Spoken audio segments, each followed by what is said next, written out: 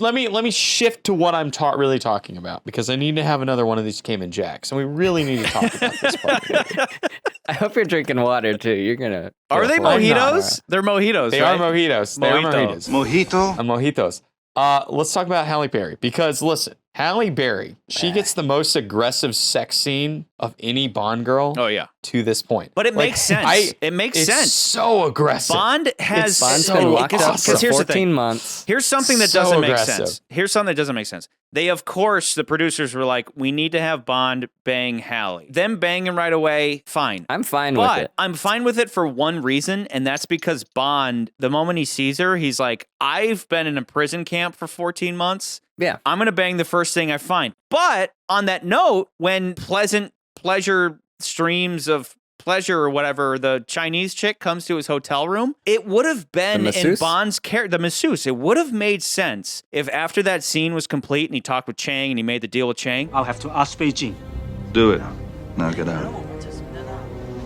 Unless you really want to give me a massage. It would have been better if Bond would have said, all right, everybody get out. You stay. I thought that was going to happen. That would have made sense. Escaping prison camp, where he was only getting poked by fucking scorpions.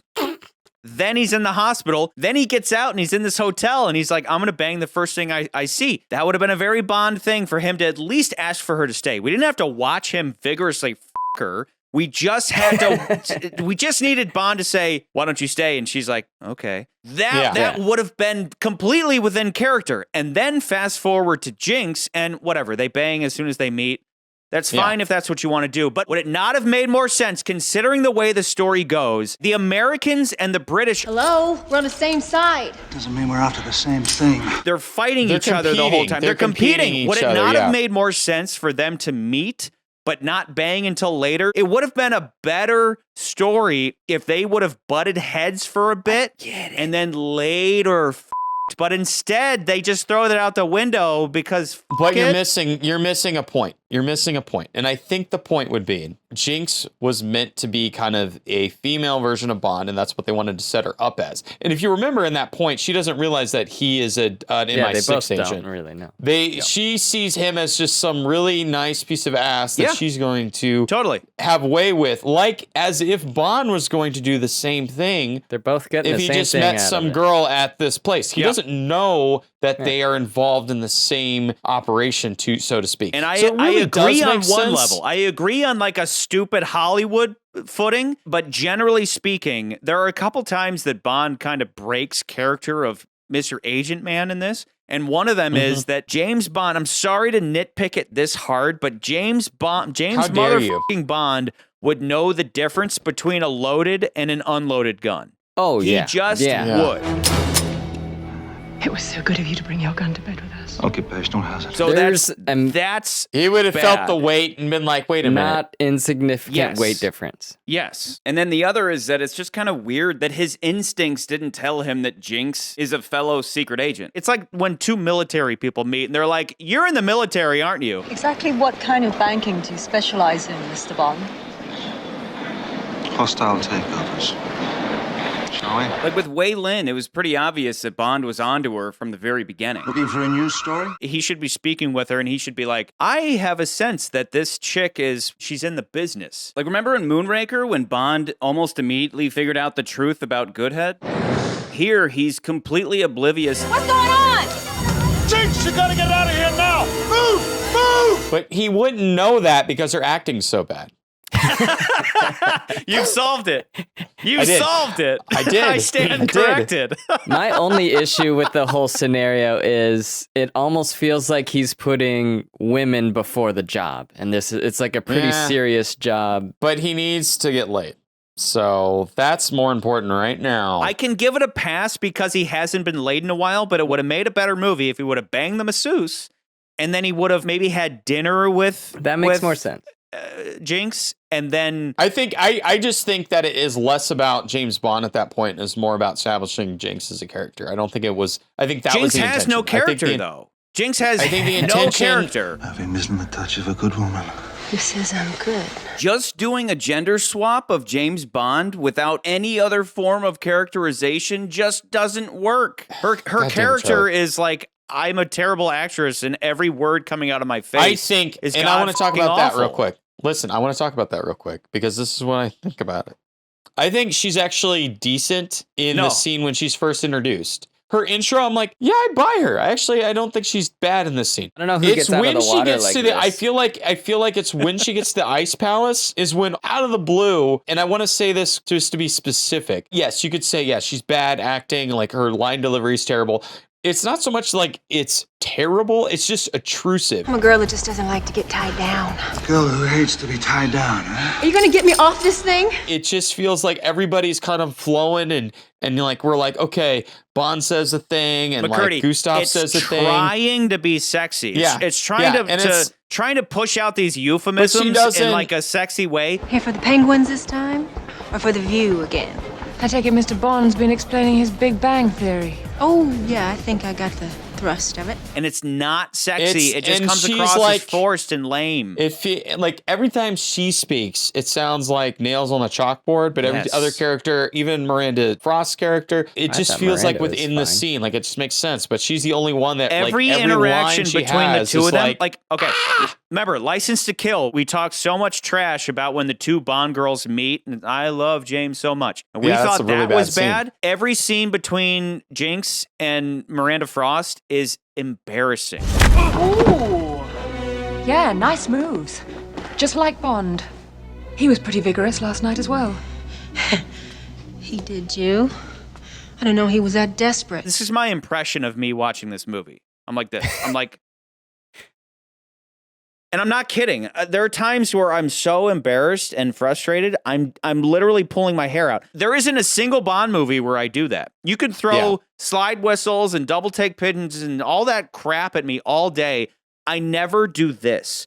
And I think the rule of thumb is that if Halle Berry is there, it's bad. Cuba is bad because of her. The whole Ice Palace is bad because of her. Bad. And then when she's gone, I'm like, maybe this movie's okay. And then she comes back and I'm like, oh, God. And my hands go back up to my hair like this. Like I'm constantly doing, and I'm like, oh God, it'll be over soon. For me, the movie gets progressively worse. And there's a point, and I think it's right around the Ice Palace is the line where it's like, oh boy, we've gone too far. Because time to draw the line. I don't think the Cuba stuff's bad. I actually think the Cuba stuff's works. That's where it starts. The Cuba stuff is where it starts. Good. The Cuba stuff's fine for me. Fine. And I'm like, okay, Palace. she's okay. And then when you get to the Ice Palace, that's when everything just turns to shit. I'm like, this is not good. But then when I think about the other parts of the movies, like Gustav Graves and Miranda Frost. We talk so much about Denise Richards, and Denise Richards is fine next to Halle Berry. Halle Berry when you say is fine, terrible. I mean, it's like inexcusable. Acting-wise, performance-wise. Not bra cup size. Okay. Yeah. I mean, they're both. Let's be real. They're both brought on because they have large. And before I would say, oh yeah, that's like why Bond girls are here. But Denise Richards, she deserves an Oscar next to Halle Berry's atrociousness. I don't think so. I don't know. They're both bad. I don't know. No, they're both bad. No, I really don't know. Denise is perfectly adequate next to Halle Berry. She's not. The entire not. Denise is a sore thumb of the Twine video of the Twine movie, but Halle Berry is one of many issues with Die Another Day. Sure. Every single word. Okay, wait. Well, I'll give you this. When Bond revives Jinx, they're both bad. Halle's fine. I'm okay. Listen. When he revives Jinx and she's like, What took you so long? that's a good moment. When she says, Looks like we're going down together. that's fine too. Those two lines are good. Literally every other line coming out of her face is awful. It's as if she has an earpiece in her ear and they're just feeding her the lines and she's hearing them for the first time without any context or subtext or any knowledge of what's going on in the scene. Every line is just empty and pointless. And that's why her character is empty and pointless. Whereas Denise, you at least get the sense that she's trying, but falling on her face. Halle Berry didn't even walk in the fucking door. What is Denise's best scene in Halle Berry? I would say Halle Berry is best in the very first scene where they met. She is. She's actually pretty good. What is Denise's best? I don't think she has one. Neither of them have a good scene, but at least Dr. Jones was her own character, even if really, really poorly executed. You know how to drive one of these things? Doesn't exactly take a degree degree in nuclear physics. Jinx, on the other hand, is supposed to be a female James Bond. And that's why I'm going on and on about this, because it bugs the shit out of me that it's another shallow, surface-level understanding of James Bond. That he's just a guy in a suit running around banging chicks. What would have been interesting and would have communicated that Jinx is the female equivalent of James Bond would have been for her to use him to accomplish her mission, not just for sex. As we've talked about, Bond nauseum, Bond is all about mission over pussy. Discipline 007. With some exceptions. So imagine this. Jinx has her run-in with Bond after having scoped out the island during her swim. She's determined that the only way to get onto that island is as a clinic patient. So they have their same flirtatious scene and Bond invites her to a drink later. She says maybe. However, during their encounter, she and Bond both observe the dickhead guy receiving his clinic papers. They both want those papers, unaware that the other does as well. When Bond goes to confront dickhead guy, Jinx is there too, but she's too late and watches from the shadows as Bond gets the papers for himself. Knowing what she has to do, she goes to find Bond at the bar and they drink a few Cayman Jacks. She easily gets the super horny, scorpion venom-filled 14-month-long involuntary celibate torture victim James Bond to let his guard down. Cayman Jacks, baby. Yeah. Well, we'll get you every time. The next day, Bond wakes up and she's gone, along with his clinic papers. He looks out the window to see her boarding the boat to the island, putting together his folly. Meanwhile, we follow Jinx on this first mission that we as an audience will ever follow her on, since she's supposed to get her own spin-off and all that. She successfully kills the doctor and cripples the clinic. Great. She's a hero. We like her now. We want to see her spin-off. However, Zhao wasn't there, but she found some clue as to where he might be. Bond, being wise to her game now, follows her, eventually catching up to her wherever the Zhao clue led and convinces her to team up. Examples of this in the past were so much better than what we got here. Anya blowing smoke in Bond's face and stealing the microfilm. Hot tub chick getting naked and stealing the Max Zorin tape. Wei Lin handcuffing Bond to the shower. I work alone. All reflecting Bond's mission over pussy, or in this case, mission over dick mentality. All of this would have painted a picture about who Jinx is as a character, even if it's no deeper than her just being female action person for now. Maybe we get hints of a backstory and save the rest for her spin-off. Instead, we get lines like, Born on Friday the 13th. Just empty filler dialogue. And I'm sorry, progressives, but Jinx banging Bond right away will never be interesting because whether you like it or not, there's no challenge in that. If that's what you want, go watch porn. It will always be more engaging, admirable, and heroic for a man to win the hand of a woman because he's slayed a dragon. Because we all know that women don't need to work to get laid, but men sure as hell do. And to land a Bond girl, you gotta be more than just a pretty face. You have to do stuff, you know, like save the world. Conversely, what does a Bond girl have to do to pique Bond's interest? She just has to walk out of the ocean in a bikini. At least. At the end of the day, Jinx has more of a motivation, more of a consistent action that she's going towards. But we're not told that. You don't need to be told that. Yeah, we do. We're not told that. No, yeah, we you do. Don't. Why does you know she's a spy for the CIA. What are you, CIA? NSA. You know she's trying to do the same thing James Bond is. And she wants to kill Zhao? Because that's her mission. Okay, sure, that's her job, but it's also Bond's job, but he has this personal drive to kill the guy, whereas hers is just nothing. I'm not saying that he needed to have killed a family member or friend or something. All I'm saying is at some point she could have mentioned something about why Zhao. Why is it that she wants to kill him specifically? Why has she been ordered to kill him? But instead, we watch her go after him two separate times, and she fails both times. And we don't know why she's hunting him in the first place, and if we would have known, we could have cheered for her a little bit more. He tried to blow up a summit between South Korea and China. Took out 3 Chinese agents before he was caught. We know why Bond and the Chinese want him. It seems Mr. Zhao has lost himself in Havana. If you find him, say goodbye from us.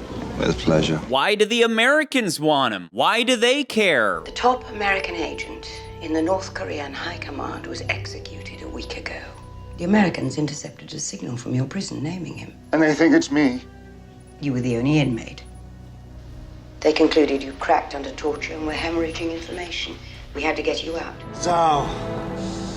I'm being traded. So really, the Americans are just covering a loose end. And so ultimately, it's just boring. There's nothing there other than... Doesn't mean we're after the same thing. Sure it does. World peace, unconditional love, and your little friend with the expensive acne. Would it not have been a little more interesting if that killed agent was some associate of hers? Maybe she volunteered for this mission to get a little bit of revenge? I mean, if that were the case, then Jinx would have a solid reason to be prejudiced against Bond, just like her CIA boss. Look at him.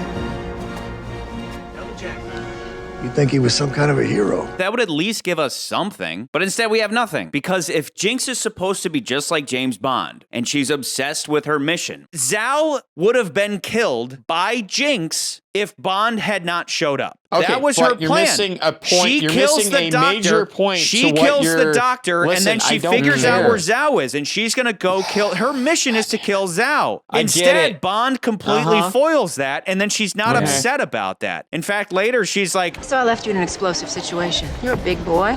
Figured you could handle yourself. she's completely passive about it. She doesn't give a that Bond completely screwed her over. All she has is some stupid sarcastic comment about it, even though she failed. She failed her mission. That would have at least provided some kind of characterization for her where, oh, she's obsessed with missions, just like Bond. She's a very professional, very determined, very serious woman. But instead, we get a bunch of stupid jokes, like she's nobody to take seriously. If that was Bond and Jinx had jinxed his mission, he would have been understandably pissed at her, and that would have at least had some kind of interesting conflict between them. Women. Even though we talked all about how Wei Lin isn't really the best Bond girl, Pathetic. she manages to pull off what Jinx wanted to be, which is she's just a serious agent. She's somebody to take seriously. The romance between her and Bond is pretty forced, but you believe that she is what she presents herself as. Every microsecond of Jinx is just this awkward, forced, lame, really hard to watch bullshit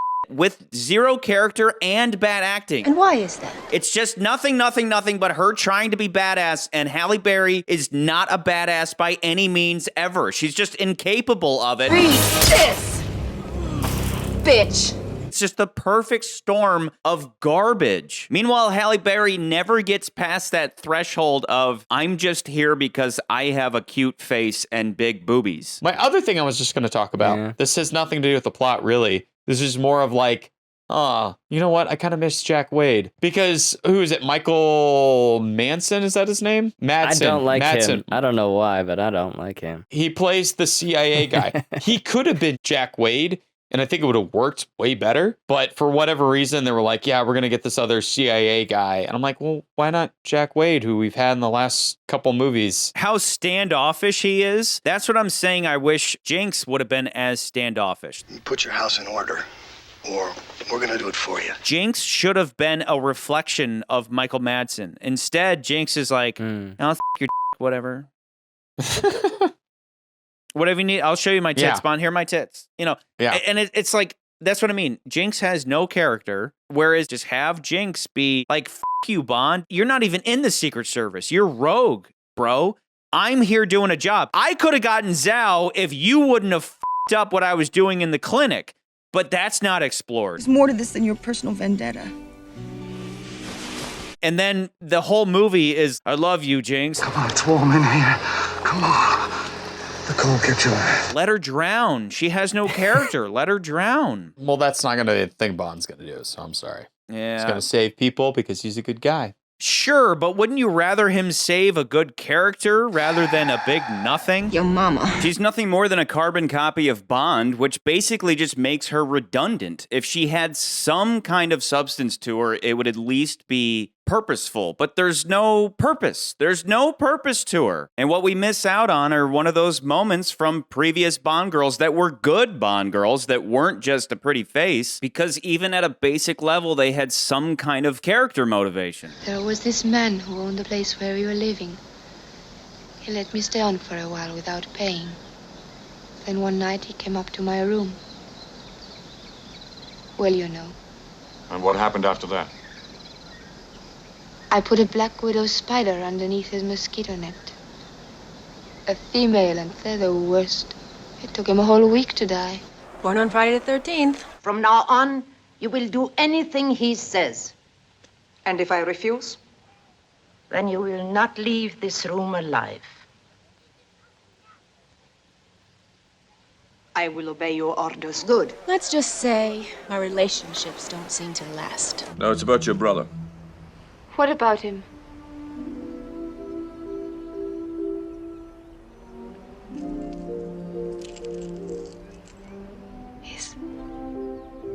I can learn to like it, if I have the time. Mr. Bond, he's in love with you. That may come too, someday. So you're gonna be busy tonight with the owls, then, huh? By compelling me to earthly love, the gods themselves have taken away my powers. So what do predators do? I want him dead. Name your price, anything, I'll pay it. You can have me too if you like. Not unattractive. Why do you want to kill me? Thought it was the humane thing to do. Then, when this mission is over, I will kill you. Who sent you? Your mama. And she told me to tell you she's really disappointed in you. I don't expect you to understand. You're English. But I'm half Greek. And Greek women, like Electra, always avenged their loved ones. World peace, unconditional love. He was my father. I'd hoped fate would bring us together one day. To avenge him? No, to thank you for giving him an honorable alternative. And another $1 million in reserve. Just drop the lawsuit and shut my mouth. I haven't accepted yet. Cesarin sent along his guerrillas to help you make up your mind. They have.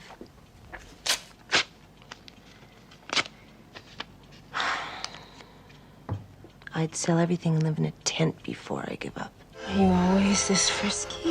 What did he promise you? His heart? Give her his heart. No.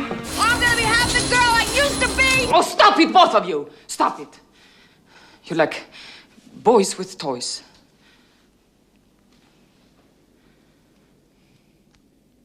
It was Urumov. General Urumov set off the weapon. I saw him do it. He killed everyone and stole the golden eye. Who says I'm good? He shouted. He shouted all the time.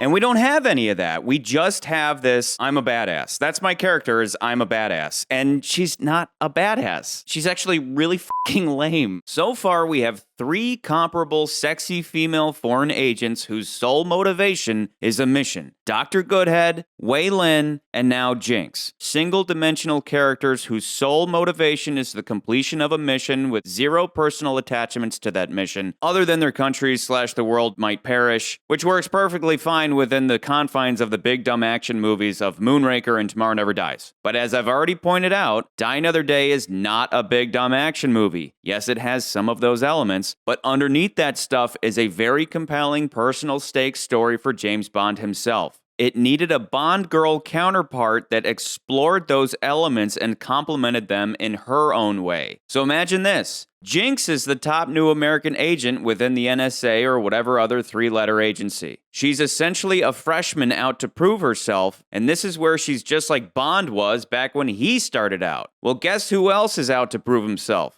Bond, who is the opposite of a freshman. He's basically a senior that has been forced into retirement. Both of them are trying to complete the same mission for the same personal goal. Jinx as the freshman who wants to prove her capability, and Bond as the senior who needs to re-establish his capability. But Bond, the old man, inadvertently sabotages her, pissing her off to no end. This is where it's very important that they don't just immediately jump into bed, because literally blowing that load too soon is like skipping the foreplay of a first and second act and going right to the climax. It just doesn't make for an interesting story because it immediately deflates the tension that would naturally grow between these two competing parties. So now Bond has ruined her chances of successfully completing the mission that will essentially secure her own 00 type status within the spy world. Bond is still a rogue agent, and Jinx has been taken off of this mission. and might very well end up just at a desk job or something. And he uses this opportunity in order to bridge the gap between them, bringing her onto his team. Bond, who we've known for 20 movies now and is currently in a movie the producers wanted to act as a celebration of Bond, starts going down memory lane. He begins telling Jinx about his first missions and how they affected him, changed him, and how she reminds him of himself when he was just starting out. Perhaps she begins to undermine him, telling him he's gotten soft, essentially responding to Bond in the exact way that young Bond would have. In the end, though, she accepts Bond's invitation to team up so that both of them can get their mojo back.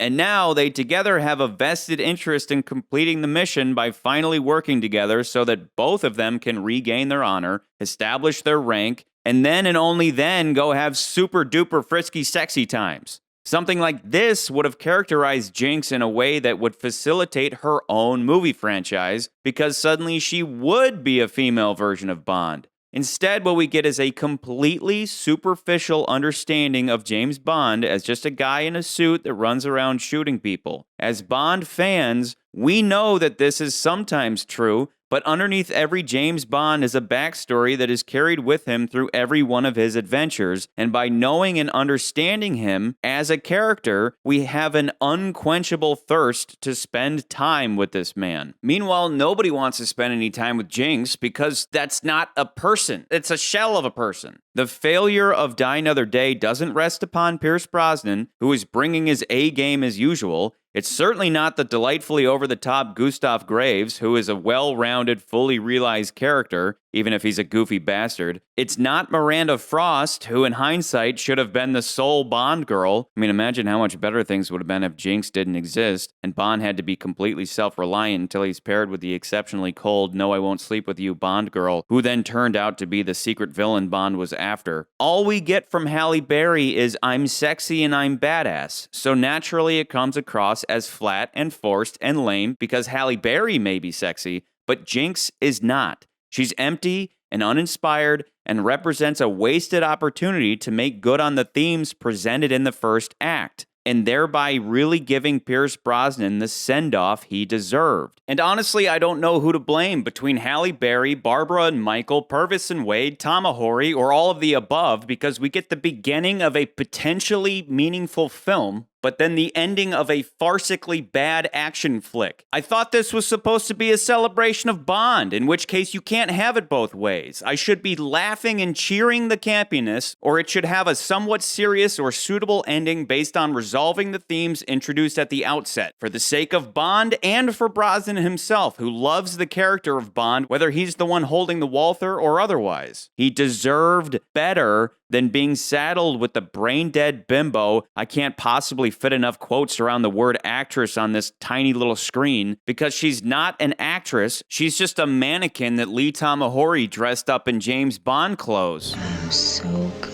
The point is that Jinx doesn't have any... Like her, Charlie, like, I have something very important to say. If we could have had any kind of very important to say. What? Me too. Your mama would be disappointed with you. Your mama